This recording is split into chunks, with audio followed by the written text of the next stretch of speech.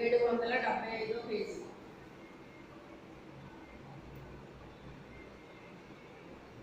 నాలుగో వచ్చింది. ఈ మందిరం పాడైంది కదా, మీరు సరళి వేసి ఇళ్లలో నివసించినట్టు ఇది సమయమా? కాబట్టి సైకిల్ కర్తలకు ఎక్కువగా సర్వించేమనగా మీ ప్రాంతాలను గురించి ఆలోచించుకోండి. మీరు విస్తారంగా విత్తినను మీకు కొంచెమే పండిను. మీరు భోజనం చేయుచున్నను ఆకలి తీరగా ఉన్నది, కారం చేయుచున్నను దాహం తీరకే ఉన్నది, బట్టలు కొనుక్కొచ్చున్నను చలి ఆగుతున్నది.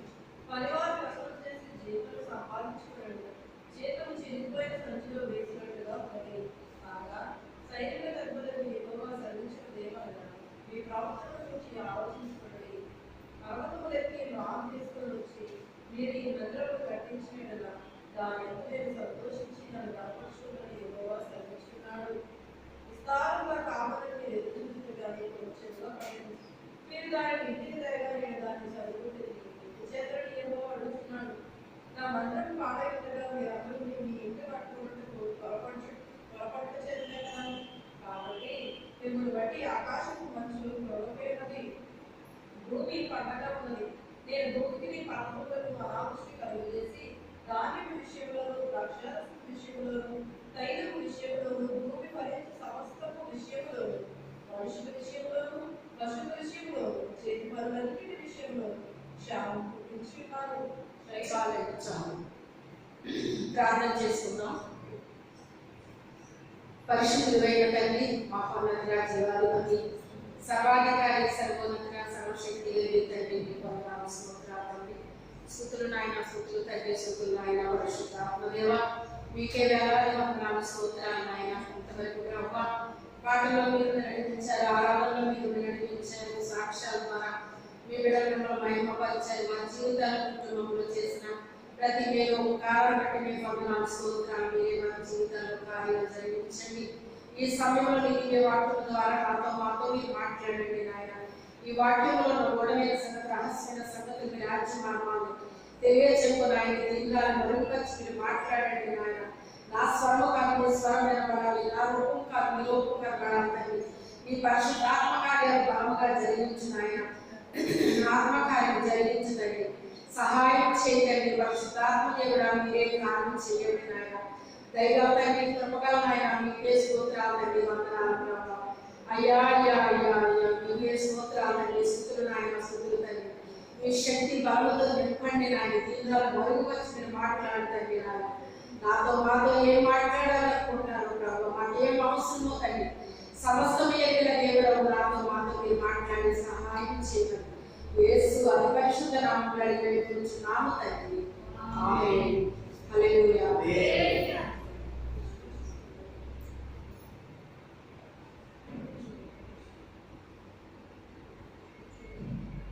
ఇక్కడ హగ్గే గారు రాస్తున్నాడు అన్నమాట. దేవుడు ఆయనకి చెప్పిన విషయాల్ని ఆయన రాస్తూ ఉన్నాడు.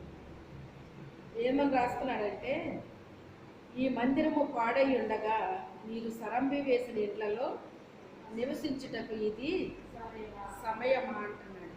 అంటే మరి సరంబి అంటే ఒక రకంగా చెప్పాలి అంటే డాబాలన చెప్పుకోవాలన్నమాట. ఏంటయ్యి డాబాలు, మేళ్ళు ఇవన్నీ అన్నమాట. అయితే ఇదేంటండి డాబాల్లో మేళలో ఉండకూడదా, తప్ప అని మనం అనుకుంటాం. తప్పేమీ కాదు, కానీ దేవుని యొక్క విషయంలో అశ్రద్ధ ఎక్కువైపోయింది, మీ విషయంలో మీకు శ్రద్ధ ఎక్కువైపోయిందని చెప్తున్నాడు. ఇక్కడ ఏమంటున్నాడు? నా విషయంలో మీకు శ్రద్ధ తక్కువైపోయింది, మీ విషయంలో మీకు శ్రద్ధ ఎక్కువైపోయింది. అంటే దేవుణ్ణి స్తుతించే విషయంలో, గణపరిచే విషయంలో, ఆరాధించే విషయంలో,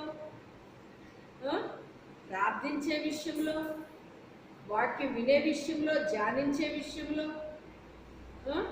ఇతరులకి సాక్ష్యాలు చెప్పే విషయంలో, ఇలా చెప్పుకుంటే పోతే మనము మొదట్లో ఉన్నంతలాగా మనము అలా మెల్లమెల్లగా ఒక నిర్జీవ స్థితిలోకి వచ్చినట్టు ఉంటాం అన్నమాట అండి. ఒకేసారి భక్తి అనేటువంటిది ఇలా వచ్చేసి అలా వెళ్ళిపోదండి. మెల్లమెల్లగా ఏమవుతాం, మనం డౌన్ అవుతాం అన్నమాట. మొదట ఉన్న ఉద్యమము ఉండదండి. ఎందుకని అంటేనంట, మొదటంతా దేవుడు దేవుడు దేవుడు అంటామంటండి. రాను రాను మళ్ళీ ఏమంటామంటేనంట, మరి మన కుటుంబాల కోసం మనం ఆలోచిస్తామంటండి. అయితే మన కుటుంబం కోసం మనం ఆలోచించడం తప్ప, చెప్పడం తప్ప. మరి మన కుటుంబం కోసం మనం ఆలోచించకపోతే మన పక్కింటోళ్ళు ఎదురింటోళ్ళు ఆలోచిస్తారా? లేదు. కాకపోతే దేవుని కొరకు చేయాల్సిన పని చేసి అప్పుడు మన కోసం, మన కుటుంబం కోసము ఆలోచించిన మనకంటే ఎక్కువ దేవుడు కేర్ తీసుకుంటాడండి మన కుటుంబాల విషయంలో. అర్థమైందా? అలా చెప్పండి. అర్థమైంది? అర్థమైతే రెండోసారి చెప్పట్లేదు. అయితే ఓసారి చెప్పండి, నేనేం చెప్పాను? దేవుడి విషయాల్లో పార్టిసిపేట్ చేస్తే దేవుడు మన పనుల్లో ఆయన కలుగు చేసుకుంటాడు, సులువు చేస్తాడు అన్నమాట అండి. ఏం చేస్తాడు? సులువు చేస్తాడు అన్నమాట. పని లేకుండా పోదో పనిని సులువు చేస్తాడు అన్నమాట అండి. అది మనమే చేసుకుంటే కష్టపడాల్సి వస్తుంది, బాగా కష్టపడి చేసుకోవాల్సి వస్తుందండి. దేవుడు అందులోకి వస్తే కనుక అదే పని ఈజీగా అయిపోతూ ఉంటుందండి. అది మన అనుభవంలో ఉంటే మనకు బాగా అర్థమవుతూ ఉంటుంది అన్నమాట. అప్పుడు దేవుడిని కానీ దేవుని పనిని కానీ మనం ఏం చేయము, నిర్లక్ష్యం చేయమండి. నిర్లక్ష్యం చెయ్యం. ఎవ్వరూ మనల్ని బలవంతం పెట్టనవసరం లేదు. కానీ మనమే ఇంట్రెస్ట్ మనలో ఉంటే కనుక ఎవ్వరూ మనల్ని బలవంత పెట్టని అవసరం లేదు. మనంతటి మనముగానే ఆయన పనులు చేస్తూ ఉంటాం, ఆయన స్తుతిస్తూ ఉంటాం, ఆయన ఆరాధిస్తూ ఉంటాం, ఆయన గణపరుస్తూ ఉంటాం. అన్నీ మనం చేస్తాం అన్నమాట అండి. అవసరమైతే మన సొంత పని ఒక పక్కన పెడతాం అన్నమాట. మొదట దేవుని పని, తర్వాత నా పని అని కొన్ని పనులు, అన్నీ కాదు కాదండి, కొన్ని పనులు అన్నమాట. కొన్ని పనులు ఒక పక్కన పెట్టి దేవుని పని చూస్తాం. అయితే మన సొంత పని ఒక పక్కన పెట్టామా, దేవుని పని ఒక పక్కన పెట్టామా, అది దేవుడు గమనిస్తాడు. అర్థమైందా? మంద పక్కన పెట్టామా, దేవుడిది పక్కన పెట్టామా అని దేవుడు గమనిస్తాడు అన్నమాట. మంది పక్కన పెట్టామనుకోండి, దానికి ఎప్పుడు ప్రతిఫలం ఇవ్వాలా అని చూస్తాడండి దేవుడు. నా బిడ్డ తన పనిని ఒక పక్కన పెట్టింది, నా పని చూస్తుంది కనుక నా బిడ్డకి నేను తగిన ప్రతిఫలాన్ని ఎప్పుడు ఇవ్వాలా అని చూస్తుంటాడండి. దేవుడు ఒకళ్ళకి అచ్చుండేవాడు కాదటండి. దేవుడు ఒకళ్ళకి అచ్చుండేవాడు కాదటండి. అందుకని ఏం చేస్తావు బాబు వెళ్ళి?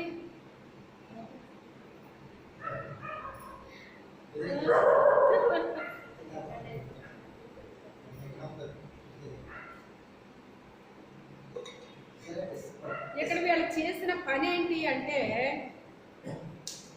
దేవుని పనిని ఒక పక్కన పెట్టేశారటండి. దేవుని పనిని ఒక పక్కన పెట్టేశారట.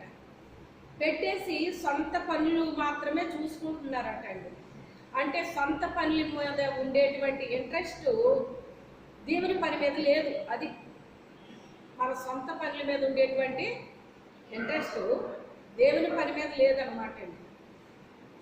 అవన్నీ దేవుడు గమనిస్తాడండి. మనల్ని ఏం మనసుతో చేస్తున్నామో, ఎలా చేస్తున్నామో అవన్నీ కూడా దేవుడు మనల్ని గమనిస్తాడనమాట. ఇప్పుడు ఇక్కడ వీరిని ఏం చేస్తున్నాడు దేవుడు? గమనిస్తున్నాడు. ఇక్కడ వారి యొక్క ఆత్మీయ స్థితి అనేటువంటిది బాగోలేదు.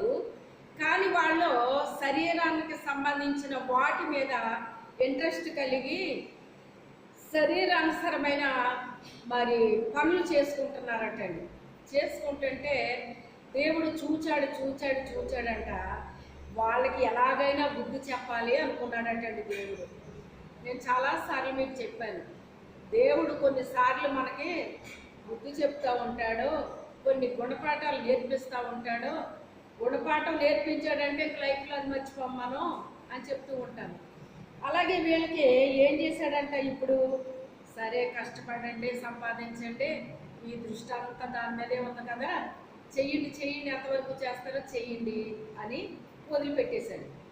వదిలిపెట్టేస్తే వీళ్ళు ఏం చేస్తున్నారటండి, విస్తారంగా విత్తుతున్నారటండి. ఏం చేస్తున్నారు? విస్తారంగా విత్తకం అంటే దాని అర్థం ఏంటి? దేని కొరకు విస్తారంగా ఖర్చు పెడుతున్నారు, దేని కొరకు విస్తారంగా ఖర్చు పెడుతున్నారండి. విత్తకం అంటే ఏంటండి? ఖర్చు పెట్టడం. విస్తారంగా ఖర్చు పెడుతున్నారు కానీ దానికి తగినంత రావట్లేదండి. వీళ్ళు ఎంతైతే ఖర్చు పెడుతున్నారో మరి అంతైనా రావాలి కదండి కనీసం. పోనీ దానికి రెట్టింపు రావాలి. రెట్టింపు రావట్లేదు సరి కదా, కనీసం వీళ్ళు ఎంతైతే ఖర్చు పెట్టారో అంతైనా రావాలి కదండి, అంత కూడా రావట్లేదట. ఇవన్నీ ఎందుకు ఇలా జరుగుతున్నాయో వీళ్ళకి అర్థం అవట్లే. ఏంటి ఎంత విత్తుతున్నాను కానీ తగిన పంట రావట్లేదేంటి అనుకుంటున్నారు. ఎందుకు జరుగుతుందో అర్థం అవట్లేదండి. అర్థం అవ్వకపోతే దేవుడు ఏం చేస్తున్నాడంట,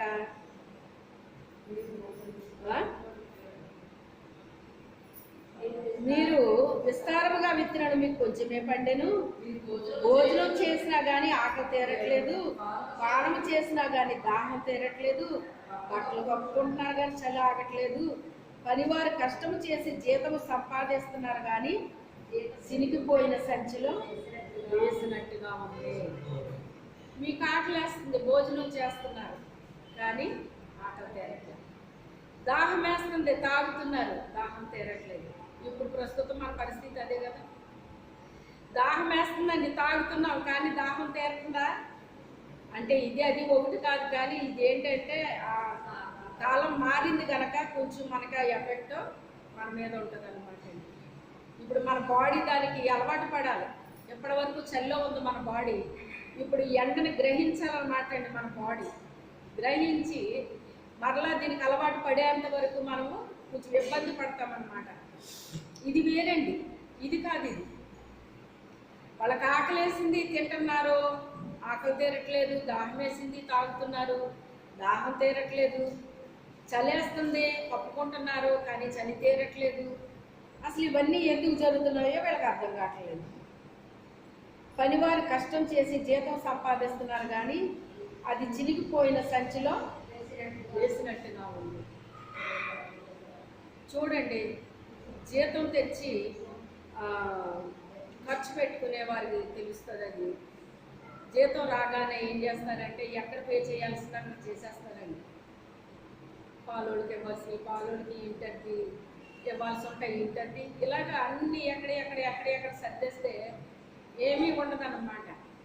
మనమైతే దేవుడు పెట్టలేం కనుక మొదట దేవుని చేతిలో పెట్టి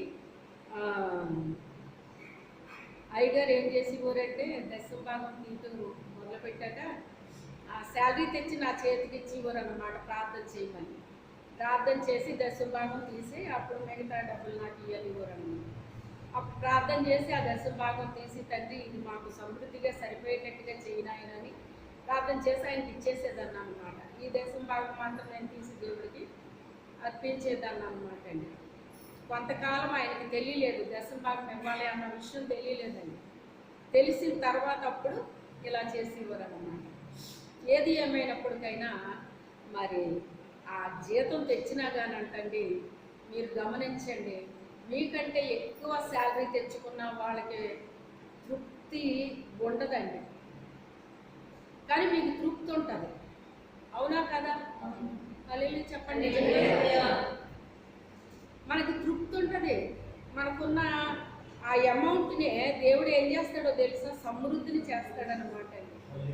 ఒక్కొక్కసారి అనుకుంటాం, అయ్యో ఈ మనీ ఏముంది, ఎలాగా ఖర్చు చూస్తే చాలా ఉన్నాయి, ఈ మనీ ఎలా సరిపోద్ది, ఇది తండ్రి ఇన్ని ఖర్చులు పెట్టాలి కదా, అది ఇది అని చెప్పేసి మనం అనుకుంటామండి. ఆ ఖర్చులు ఎలాగ తీరిపోతాయో మనకు తెలియదు. కానీ దేవుడు ఏం చేస్తాడో తెలుసా అండి, ఖర్చులు అయిపోతాయి, మనము తింటాము, ఇంకా కొంత సొమ్ము మిగిలేటట్టుగా దేవుడు చేస్తాడండి. ఇది మన వల్ల జరిగిందా? ఎందుకు జరిగింది మరి? ఇది దేవుడు చేశాడు. దేవుడు చేశాడు. ఎందుకు దేవుడు చేశాడు? దేవుని సన్నిధికి మనం ముఖ్య స్థానం ఇస్తున్నాము, ప్రతి విషయంలో ముఖ్య స్థానం ఇస్తున్నాము. అందుకే మన పనులన్నింటిలో కూడా దేవుడు ఏం చేస్తాడు? కలగ చేసుకుంటాడండి. ఏం చేస్తాడండి? కలగ చేసుకుంటాడు. ఒక్కోసారి ప్రార్థన చేస్తాం దాని కొరకు, ఒక్కోసారి చెయ్యం మర్చిపోతాం, అయినా కలగ చేసుకుంటాడు ఆయన. ఎందుకని? మనం చేసేది చేస్తున్నాం కనుక, మనం చేసేది చేస్తున్నాం కనుక అన్నమాట. ఒక్కోసారి మనము ప్రార్థన చేయకుండా కొన్ని విషయాల్లో మర్చిపోతాం అన్నమాట అండి. మర్చిపోతే ఆ పని జరిగిపోయిన తర్వాత అసలు దీనికోసం నేను ప్రార్థనే చేయలేదు కదా, ఇది ఎలా జరిగింది, ఇది అసలు దేవుడు నేను అడగలేదు కదా, ఇది ఎలా జరిగింది, నాకు ఎలా జరిగింది? మనం చేసే ప్రతి చిన్ని క్రియను ఆయన ఏం చేస్తున్నాడు? చూస్తున్నాడండి, చూస్తున్నాడు. దేవుడు క్రియను చూసి ఇష్టపడతాడండి. క్రియ లేని విశ్వాసము, నాకు చాలా విశ్వాసం అంటే దేవుడు అంటేని అంటున్నాం, కానీ క్రియ లేదు మన దగ్గర. అప్పుడు ఇష్టమవుతుందా? ఇష్టమవుతుంది. మన దగ్గర విశ్వాసము ఉండాలి, క్రియ ఉండాలి, రెండు ఉండాలండి దేవుడికి. విశ్వాసం ఉంది కదా అని క్రియ లేకపోతే, నీ విశ్వాసం ఉన్నా ఒకటే లేకపోయినా ఒకటే అన్నాడు ఆయన.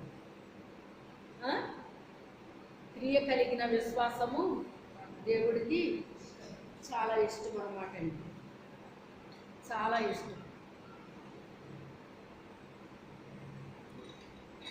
వాళ్ళకి ఎంత చేసినా వాళ్ళకి ఏం అర్థం కాలేదట. ఒకవేళ దేవుడు చెప్పించే ఉంటాడు అనేక మందితో, అయినా కూడా వాళ్ళు లేకపోయి ఉండొచ్చు. ఇంక చేసేది ఏమీ లేక ఆయన ఏం చేస్తున్నాడంటేనంట, వాళ్ళ జీతం తెచ్చుకుంటుంటేనంట చిల్లి సంచిలో వేసినట్టు అయిపోతుంది అన్నమాట. అంటే దీని అర్థం ఏంటంటే, దానికి బెజ్జం ఉంది కనుక మనం సొమ్ము వేస్తున్నాం అందులోని, అదేమైపోతుంది? పడిపోతుంది అది. అంటే దీని అర్థం ఏంటనుకుంటున్నారు? వృధా ఖర్చులు అన్నమాట అండి. కొన్ని ఖర్చులు మనం పెట్టుకున్నప్పుడు ఏమీ బాధ అనిపించదు మనకి. కొన్ని ఖర్చులు, ఈ ఖర్చు చాలా వేస్ట్ ఖర్చు, ఇది మనకి, ఇది వృధాగా అయిపోయింది అనిపిస్తుందా లేదా? కొన్ని అనిపిస్తాయి. ఎలాగా? కొన్ని ఖర్చు పెట్టుకున్నప్పుడు ఏమనిపించదండి, ఇది మాకే కదా మేము ఖర్చు పెట్టుకున్నాం, ఇది మాకు ఉపయోగకరంగానే ఉపయోగపడింది ఇది అనిపిస్తుంది. కొన్ని ఖర్చులు అలా అనిపించవండి, ఈ డబ్బంతా వేస్ట్ అయిపోయింది ఇలాగా, ఈ డబ్బంతా వేస్ట్ అయిపోయింది ఇలాగా అనిపిస్తూ ఉంటుంది అన్నమాట. అలా ఎందుకు వేస్ట్ అయిపోతుంది? అర్థమవుతుంది. అర్థమవుతుందండి? అర్థమవుతుంది. మన బిడ్డలు కొంతమంది దశమ భాగము తీయమంటే కరెక్ట్గా తీస్తారన్నమాట. ఇంకా ₹1 ఎక్స్ట్రా ఇవ్వడానికి చూస్తారు కానీ తక్కువ చేయడానికి ఇష్టపడరు. ఎందుకని? తల్లిగా నేనేం చేశానో అదే మీకు చెప్పాను నేను. ఇది ఎవరో ఎప్పుడో చెప్పారండి. శాస్త్రుల నీతి కంటే పరిసయ్యుల నీతి కంటే మీ నీతి అధికం కాని యెడల మీరు పరలోకంలో ప్రవేశించరు అంటాడు అనమాట. శాస్త్రులు పరిసయ్యులునంట 100% తీస్తారన్నమాట అండి వాళ్ళు. అంటే ఎంత పర్ఫెక్ట్గా ఉంటారంటే వాళ్ళు సోపులో, జీలకర్రలో కూడా, పుదీనాలో కూడా, సదాప ఇవన్నిటిలో కూడా తీసేస్తారన్నమాట అండి. 10వ వంతు తీసేస్తారన్నమాట. అయితే వాళ్ళని మీరు దాటాలంటాడు అనమాట అండి. అయితే నాకు అలాగ ఇష్టంగా ఉండేదన్నమాట. ఇష్టంగా ఉండి నేనేం చేశానో, అప్పటికి ఇంకా మందిరము లేదు, ఏమీ లేదు. నేను చేసినవన్నీ నేను సాక్షి రూపంలో చెప్తా ఉండేదాన్ని అనమాట. అప్పుడు మందిరం ఏం లేదు, సేవ కూడా లేదేమో అప్పటికి. అలా చెప్తా ఉండేదాన్ని అనమాట అండి. ఆ తర్వాత సేవ వచ్చింది. చెప్పేసరికి అవి వీళ్ళు మనసుల్లో పెట్టుకున్నట్టున్నారు. పెట్టుకొని దేవుడు వారిని ఆశీర్వదించి ఎప్పుడైతే వారిని ఒక స్థితిలోకి తీసుకొచ్చాడో, ఎప్పుడైతే మనం మందిరం కట్టామో, మందిరం కట్టగానే వారు దశమ భాగాలు ఇవ్వడం ప్రారంభించారండి. ఎలాగిచ్చారు? 100% ఇచ్చిన వాళ్ళు ఉన్నారు, 100కి దాటించిన వాళ్ళు కూడా ఉన్నారు. 100కి 100 కంటే దాటించిన వాళ్ళు కూడా ఉన్నారన్నమాట. ఎప్పుడైతే మనం దాటిస్తామో అని అంటండి, అప్పుడు మన శాలరీ కూడా పెరిగిపోతూ ఉంటుంది అంటండి. తెలుసా మీకు ఆ సంగతి? మనం అధికం చేసే కొద్ది మన శాలరీ పెరుగుతూ ఉంటుంది అంటండి. ఎందుకంటే దేవుడు అచ్చెప్పుడు ఉండడాడు మనకి. మనం ఇచ్చాం కదని ఆయన ఫ్రీగా తీసుకుని మనల్ని వదిలేయడండి. మనం ఎంత అర్పిస్తున్నామో దాని అంతటికే కూడా లెక్కలు కట్టేసి ఆయన ఏం చేస్తాడట? ఇచ్చేస్తాడటండి మనకి. అయితే ఆ రీతిగా మన బిడ్డలో మరి దేవుని విషయంలో నమ్మకంగా ఉంటారన్నమాట అండి. నమ్మకంగా ఉన్న బిడ్డలు నమ్మకంగానే ఉన్నారు, నమ్మకంగా లేనోళ్ళు ఏదో ఇచ్చానని సరిపెట్టుకున్న వాళ్ళు కూడా ఉన్నారన్నమాట. ఆ ఇచ్చానని సరిపెట్టుకున్న వాళ్ళకి కొదువు వచ్చేస్తుందండి. అర్థమైందా? నేను నా దేవుడికి ఇవ్వాలి అని మనస్ఫూర్తిగా ఇచ్చే వాళ్ళకి ఏమవుతుంది? సమృద్ధి వస్తుంది, సమృద్ధి వస్తుంది. తగిన దానికన్నా లేముగా ఇచ్చి, తక్కువగా ఇచ్చి ఏమైపోతున్నారు? లేములోకి వెళ్ళిపోతున్నారండి. చూసారా? ఎవరో చేసింది మనకు రాదు, మనం చేసిందే మనకు వస్తుంది, మన పిల్లలకు కూడా వస్తుందండి. దీవెన మన మీదకి వస్తే మన దీవెన ఎవరి మీదకి వెళ్తుంది? మన పిల్లల మీదకి వెళ్తుంది. మన పిల్లలకి ఎప్పుడు మనం దీవులు తీసుకురావాలి కానీ శాపాలు తీసుకెళ్ళకూడదు. ఆశీర్వాదాలే మనము పొందుకోవాలి, మన బిడ్డల మీదకి అవి రావాలండి. అయితే వీళ్ళకి ఎంత చెప్పినా వీళ్ళకి అర్థం అవ్వట్లేదు, వీళ్ళకి కాస్త బుద్ధి చెప్పాలి అని చెప్పేసి వీళ్ళు మనీకి ఏం చేశాడంటే దేవుడు బెజ్జం పెట్టాడనమాట అండి. బెజ్జం పెడితే వీళ్ళు తెచ్చి వేస్తున్నారు, అందులోని వేస్తున్నారు కానీ అది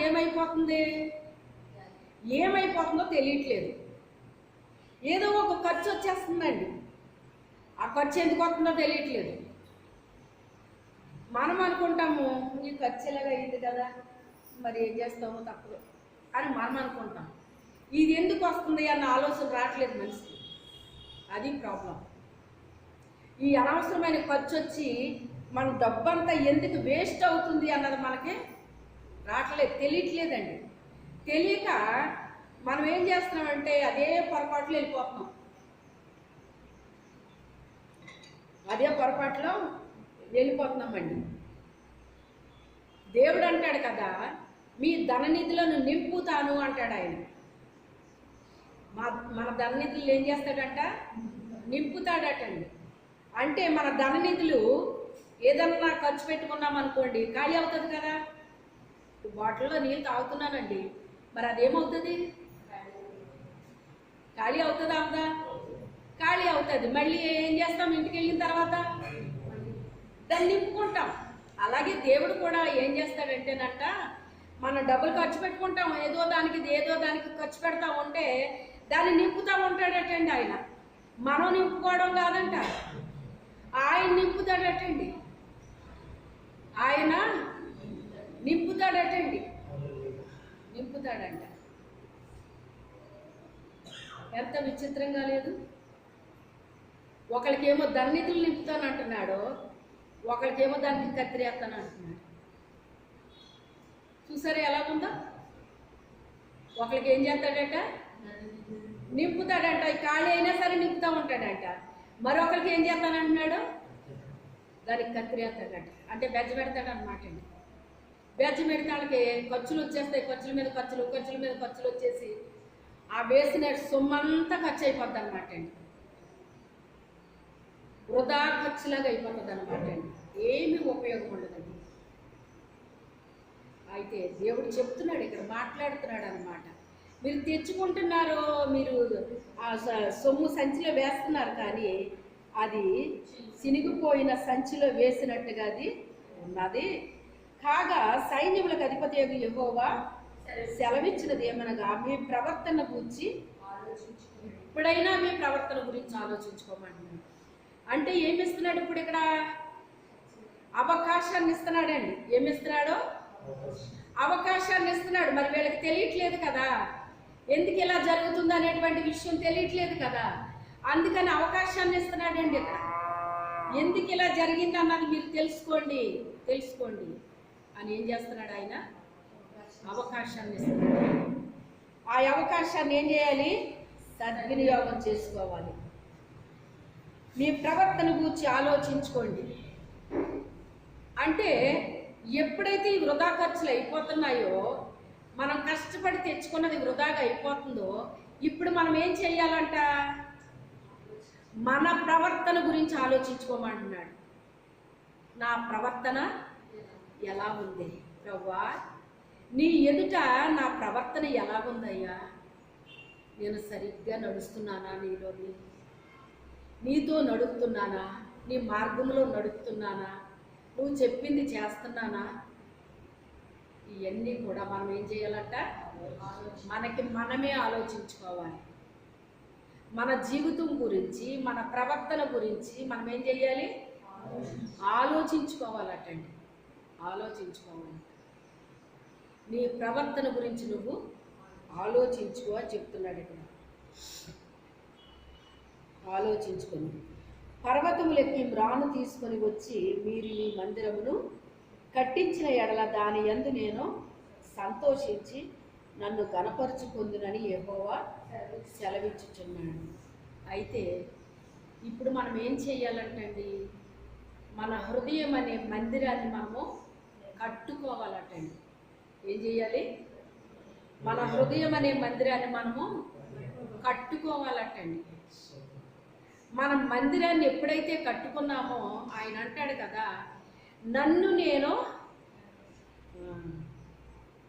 మీరు నన్ను గనపరచడం కాదు, నన్ను నేనే గనపరుచుకుంటాను. అంటే ఎంత తగ్గించుకుంటున్నాడో మీరు ఒక్కసారి ఆలోచించండి. మీరు ఎలాగా నన్ను గనపరచరు, మీరు ఎలాగూ నన్ను గనపరచరు, కానీ ఎప్పుడైతే మీ జీవితాలు మీరు కట్టుకుంటారో, నన్ను నేనే మీలో ఉండి గనపరుచుకుంటాను అని చెప్తున్నాడు. అసలు ఎంత తగ్గించుకుంటున్నాడో మీరు ఒకసారి ఆలోచన చెయ్యండి. దేవుడు తగ్గించుకుంటున్నాడా లేదా? మనం గనపరచాలా దేవుణ్ణి? ఆయనే గనపరుచుకుంటాడా? చెప్పండి. మనమే కదా గనపరచాలా ఆయన్ని. కానీ ఆయన ఎంత తగ్గించుకుంటున్నాడో మీరు ఆలోచన చెయ్యండి. ఎందుకు తగ్గించుకుంటున్నాడో? మనల్ని అంత ప్రేమిస్తున్నాడండి ఆయన.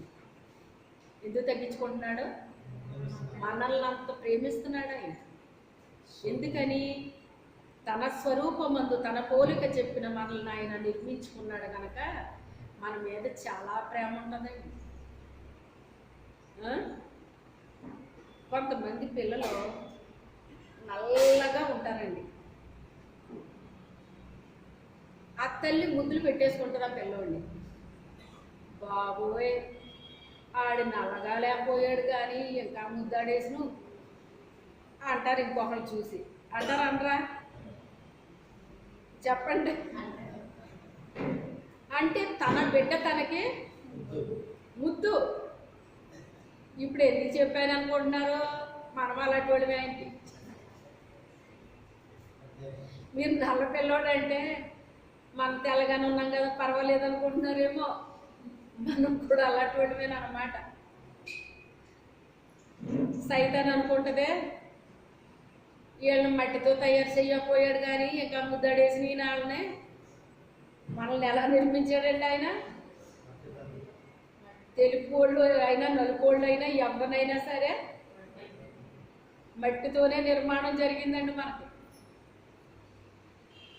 అందుకని సైతాన్ కూడా చూసి ఈ మట్టోళ్ళని మట్టితో తయారు చేశాడు కానీ లేకపోతే ఈయన ఇంకా ఏమైపోయినో ఓ తెగ ముద్దాడేస్తున్నాడు వీళ్ళని పట్టుకుని. నా పిల్లలు నా పిల్లలు నా పిల్లలు. అసలు పరలోకాన్ని విడిచిపెట్టి మన దగ్గరికి వచ్చేయడానికి ఆయన అంత ఉర్రోతులు ఉదేస్తున్నాడంటే మీరు ఆలోచించండి. అసలు మనల్ని ఎంత ప్రేమిస్తున్నాడో మీరు ఆలోచించండి.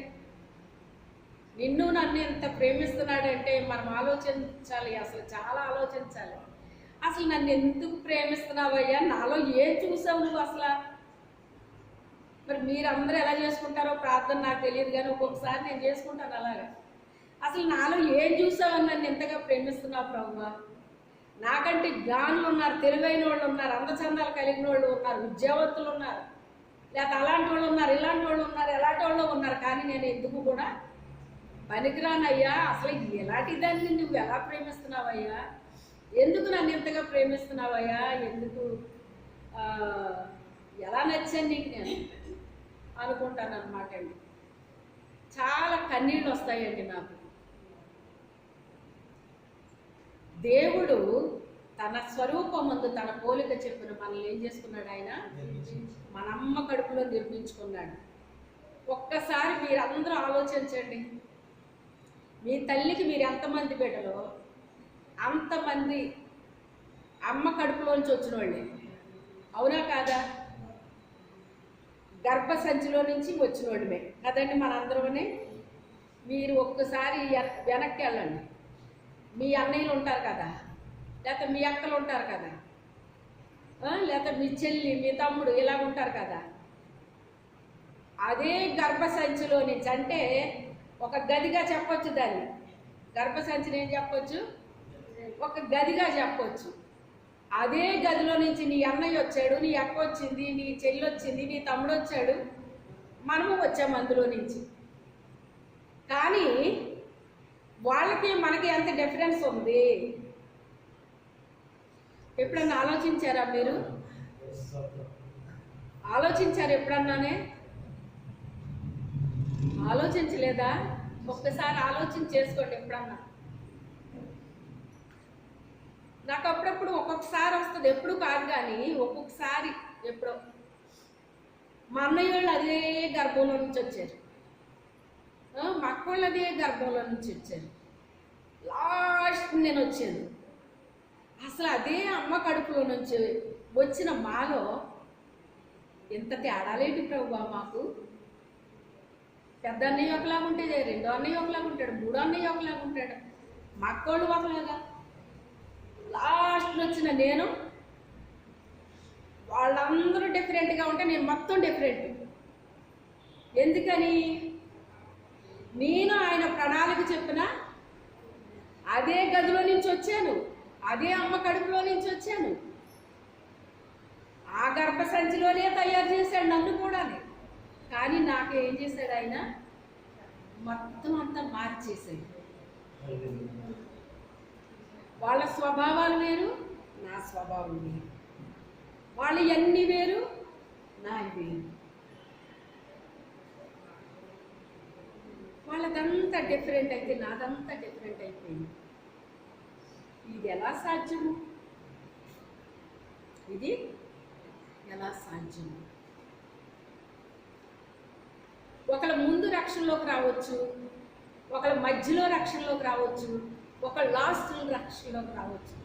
ఏది ఏమైనప్పటికైనా చివరి దశలోకి వచ్చిన మీరు కూడా ధన్యులే కదా, అవునా కాదా? కలిసిపోయారా లేదు వచ్చి?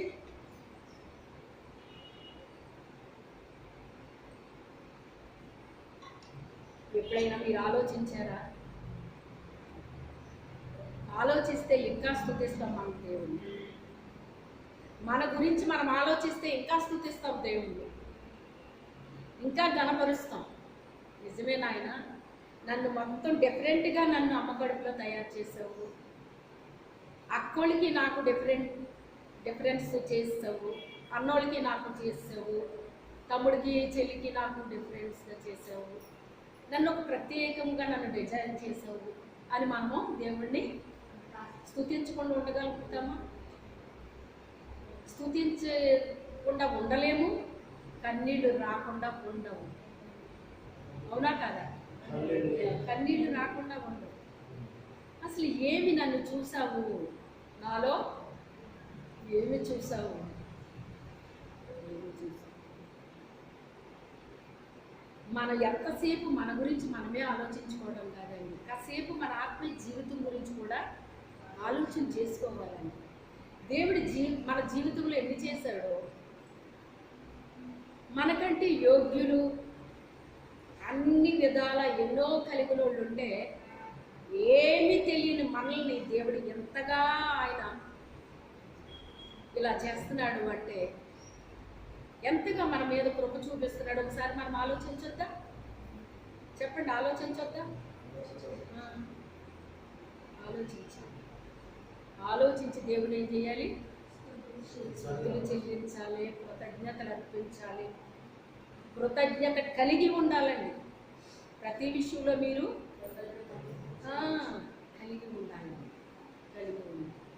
దేవుడు చేసిన ప్రతి దానికి కృతజ్ఞతలు చెల్లించాలి. విచిత్రం ఏంటంటే, కొంతమందికి దేవుడిని అంచేపు ఆడిపోసుకుంటాం తెలుస్తుందండి. అదేంటో మరి వాళ్ళని అలా చేసావు, వీళ్ళని ఎలా చేసావు, నన్ను ఏంటో ఎలా చేసావు. దేవుడికి ఏంటో పక్షపాతం అండి. దేవుడు పక్షపాత అండి అసలు చెప్పాలంటే. ఏం బాబు ఇప్పుడు వచ్చారు?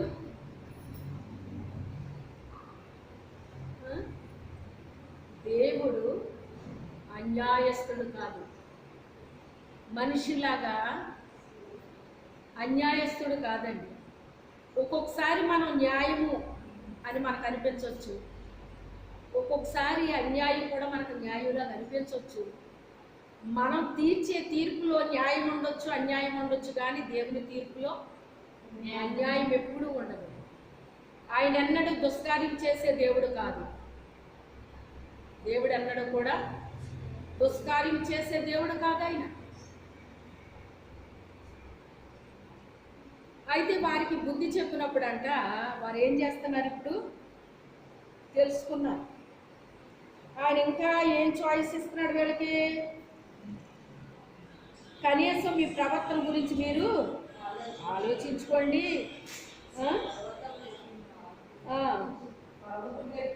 మీ ఆత్మీయ జీవితాలు కట్టుకోండి. నన్ను నేనే కనపరుచుకుంటాను, నన్ను నేనే మహిమపరుచుకుంటాను అంటున్నాడు. అంటే ఎంత తగ్గించుకుని వచ్చేస్తున్నాడో చూడండి, మీరు ఆలోచించండి. మన పిల్లల కోసం మనం ఏం చేస్తామండి? తగ్గించుకుంటామా, తగ్గించుకోమా? ఒక్కొక్కసారి పెద్ద పెద్ద వాళ్ళు ఉంటారు కదా, అలాంటి వాళ్ళు ఎక్కడికైనా వెళ్తే, ఏంటి సార్ మీరు ఇలాగ వచ్చారేంటి, మీరు ఇలాగ వచ్చారేంటి అంటారు. అంటారా? మా ఓడేమన్నా ఇలాగ వచ్చాడేమో అని. మనకి హీరోలు ఉంటారు కదా మనకి ఇంట్లోని, మా ఓడు ఇలాగేమన్నా వచ్చాడేమోనండి. అంటే తన కొడుకు కోసం ఆయన రేంజ్ని కూడా ఆయన ఏం చేస్తున్నాడు ఇప్పుడు? మరి మన దేవుడు కూడా ఏం చేస్తున్నాడు ఇప్పుడు? మన కోసం ఆయన రేంజ్నే తగ్గించుకుని ఏం చేస్తున్నాడట? మన దగ్గరకు వచ్చేస్తున్నాడట. మన జీవితాల కోసం మనం ఆలోచించుకొని మన ఆత్మీయ జీవితాలు మళ్ళీ తిరిగి కట్టుకుంటే కనుక ఆయన మనలోకి వచ్చేస్తాను అంటున్నాడు. మీలోకి వచ్చేస్తాను నేను. మీరు కనపరచడం కాదు, నన్ను నేనే కనపరుచుకుంటాను. మరి ఇంకేం చేయను? ఇంకా మీరు ఎలాగో నన్ను కనపరిచే స్థితి మీ దగ్గర కనపడలేదు, నాకు నేనే మీలోకి వచ్చేసి కనపరుచుకుంటాను అంటున్నాడండి. మరి ఎంత తగ్గించుకుని వస్తున్నాడండి? మీరు ఆలోచించండి. తగ్గించుకుంటున్నాడా లేదా? తగ్గించుకోవాల్సింది ఎవరు? కానీ ఎవరు తగ్గించుకున్నారు? ఆ పిల్లోడు కోసం ఆ తండ్రి వెళ్తే ఆ పిల్లోడు ఏమంటాడో తెలుసా అండి? ఎలాగ వచ్చావు, ఎందుకు నానా? మరి ఇంకెవరి కోసం వెళ్తాడు? ఎందుకు వచ్చావు నువ్వు ఇక్కడికి? నేను వద్దురు కదా నీ దగ్గరికి. ఆడు ఎప్పుడు కొత్తాడు? తెలియదా తండ్రికి? వదిలేస్తే నిమగ్నం అయిపోతాడు, ఇంక అందులోని కంటిన్యూ అయిపోతాడు, ఇల్లు మర్చిపోతాడు. అది తండ్రి భయం. మనం కూడా అంతే. మనల్ని వదిలేశాడు అనుకోండి దేవుడు, ఈ భూమి మీద పడి మనం ఏమైపోతాం, ఇందులో నిమగ్నం అయిపోతాం, ఇంకా మర్చిపోతాం, దేవుని మర్చిపోతాం ఇంకా. ఎందుకంటే లోకంలో ఒకడు ఉన్నాడు ఆకర్షణ కలుగు చేసేవాడు, దాని మీద ఆకర్షణ పుట్టిస్తాడు, దీని మీద ఆకర్షణ పుట్టిస్తాడు. ఈ ఆకర్షణకు మనం ఏమైపోతాము, లోనైపోయి అసలు తండ్రి ఉన్నాడు, తండ్రి దగ్గరికి వెళ్ళాలన్న విషయం మర్చిపోతామంటాడు. మనం ఎంత డేంజరో చూసారా. అందుకే తండ్రే వెతుక్కుంటా కొడుకుని వచ్చాడనమాట అండి. ఆయన నశించిన దానిని వెతికి రక్షించడానికి ఆయన భూమి మీదకి వచ్చేసాడు అనమాట అండి. నశించిన దానిని నాశనం అయిపోతాం అన్న విషయం కూడా వాళ్ళకి తెలియదటండి. అయినా ప్రేమ కలిగిన దేవుడు ఏం చేశాడంట, వాళ్ళని వెతికి రక్షించడానికి వచ్చాడటండి. మన జీవితాల్లో కూడా మన ప్రవర్తన పాడైపోయినప్పుడు మన ప్రవర్తన సరి చేసుకుంటే నేను మీలోకి వచ్చేస్తాను, మీరు కనపరచకపోయినా నన్ను నేను కనపరుచుకుంటానని ఆయన ఎంత అవకాశం ఇచ్చాడో మీరు చూడండి. దేవుడు మనకు ఇంత మంచి అవకాశం ఎవరిస్తారండి అసలు మనకి? విస్తారముగా కావాలని మీరు ఎదురు చూచితిరి కానీ కొంచెముగా పండెను, మీరు దానిని ఇంటికి తేగా నేను దానిని చెదరగొట్టేదిని ఎందుచేతనని యెహోవా అడుగుచున్నాను. నా మందిరము పాడై ఉండగా మీరందరూ మీ ఇండ్లు కట్టుకొనుటకు త్వరపడుట చేతనే గలా. నా మందిరం పాడైపోయింది. ఏంటి ఆయన మందిరం? మన హృదయమే. ఆయనకి ఆలయం ఏంటండి? మన హృదయము, మన దేహము దేవునికి ఆలయము. ఆయన మన హృదయంలో నివసిస్తాడు. ఆయన ఇది పాడైపోయిందని చెప్తున్నాడు ఆయన. దాన్ని బాగు చేసుకోండి. బాగు చేసుకోవాలని చెప్తేనంట బాగు చేసుకోవడం ప్రారంభించారటండి. ఏం చేశారు? బాగు చేసుకోవడం ప్రారంభించారంట. ప్రారంభించి చూడండి, పైకి రండి. 12వ వచనం చివరి చూడండి. హగ్గయి పంపించి, తమ దేవుడైన యెహోవా ప్రవక్త అయిన హగ్గయిని పంపించి తెలియజేసిన వార్త విని యెహోవా యందు భయభక్తులు పూనారటండి. అంటే ఇప్పుడు హగ్గయి ద్వారా తెలియపరిచిన వార్తను విన్నారా లేదా? విన్నారటండి. విని ఏం చేశారటండి? ఇప్పుడు దేవుని యందు భయము భక్తి కలిగి ఉన్నారటండి. నిజమే, ఒకప్పుడు ఎంతో ఆత్మీయంగా ఉండేవాళ్ళం మనం. ఇప్పుడేంటి ఆత్మీయ జీవితం అంతా ఎలా కోల్పోయామేంటి మనం అని వాళ్ళ గత స్థితి అంతా వాళ్ళకి గుర్తుకొచ్చిందంటండి. ఆ గత స్థితి అంతా గుర్తుకొచ్చి ఇప్పుడు వాళ్ళు ఏం చేశారు? వాళ్ళ జీవితాలన్నీ సరి చేసేసుకున్నారండి. వాళ్ళ ఆత్మీయ జీవితాన్ని సరి చేసుకున్నారు. ఇప్పుడు ఎలా మార్చబడ్డారు వీళ్ళు? దేవునికి దేవాలయంలాగా మార్చబడ్డారండి. ఎలా మార్చబడ్డారు? దేవునికి దేవాలయంలా మార్చబడ్డారట. యెహోవా యందు భయభక్తులు కలిగి ఉన్నారటండి. ఎప్పుడైతే దేవుని యందు భయభక్తులు కలిగి ఉన్నారో నేను మీకు తోడుగా ఉన్నానో ఇదే యెహోవా వాక్కు అంటున్నాడు. ఇప్పుడు దేవుడు ఏమొచ్చాడంట? తోడు వచ్చేసాడు. అంటే ఇప్పుడు మనం ఒంటరిగా ఉన్నామా? చూడడానికి ఒంటరిగానే కనపడతాం, కానీ మనకు తోడు ఎవరు ఉంటారు? దేవుడు ఉంటాడు. ఇప్పుడు దీన్ని బట్టి మీకు అర్థమైంది ఏంటి? ఏమర్థమైంది?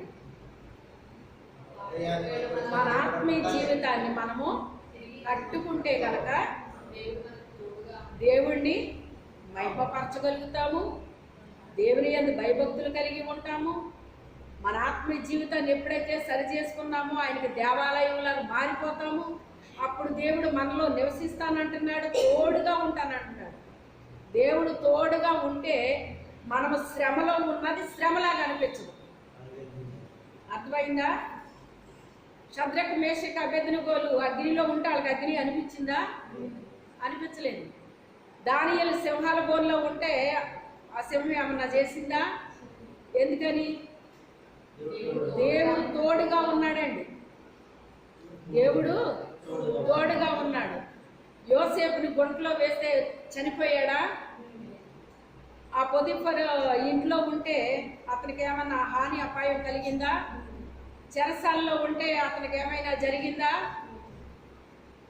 అతను ఎక్కడ ఉన్నప్పటికైనా దేవుడు అతనికి